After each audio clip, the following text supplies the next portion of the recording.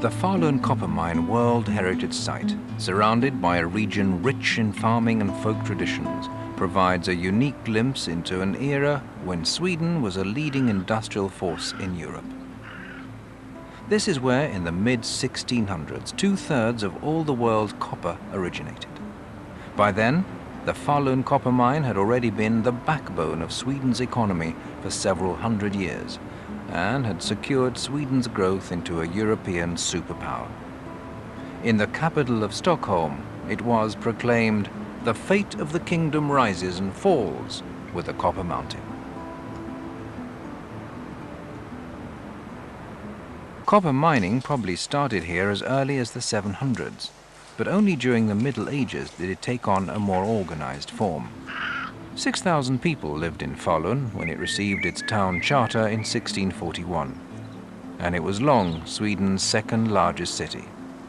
The Copper Mountain was itself the largest employer in the kingdom, and a contemporary center for technological advancement.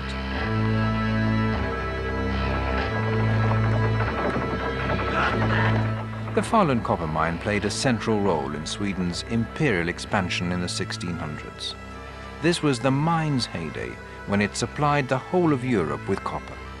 The mine had never been more important, and its resources were believed to be inexhaustible.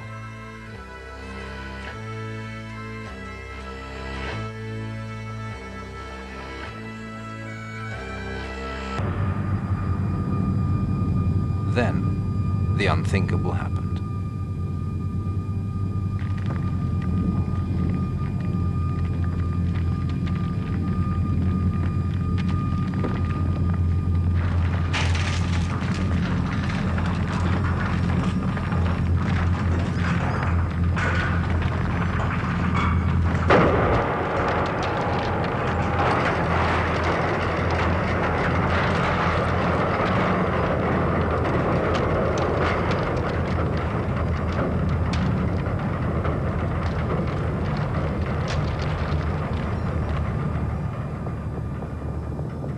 Around midsummer in 1687, the walls and floors between the three great caverns caved in and formed the Great Pit, which today looks almost unaltered since the day of the collapse.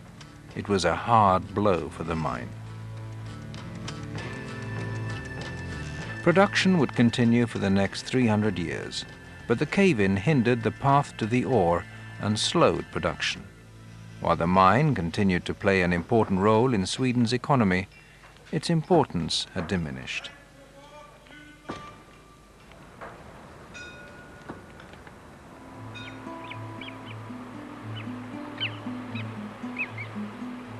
Innumerable minor yeoman homesteads are located on the edge of Lake Varpan. In many places, the road around Lake Varpan hasn't been redrawn since the Middle Ages. Here, it still passes by a small field and a mine heap.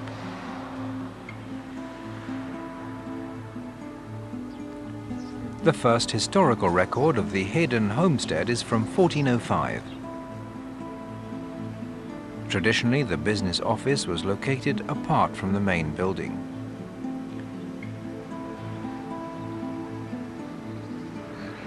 "20 or 30 kilometers to the south, the giant slag heaps of Starberg bear witness to a long history of copper smelting. Starberg itself is a mining homestead whose buildings are built in the Swedish Baroque style. Here we also find an impressive Baroque garden.